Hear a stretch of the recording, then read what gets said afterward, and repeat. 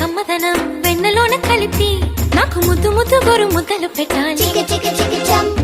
ప్రేమలోన ఉన్న తీయదనం ప్రేమతోటి తెలిపి చిన్న తప్పు చేస్తే నన్ను తీయక తిట్టాలి.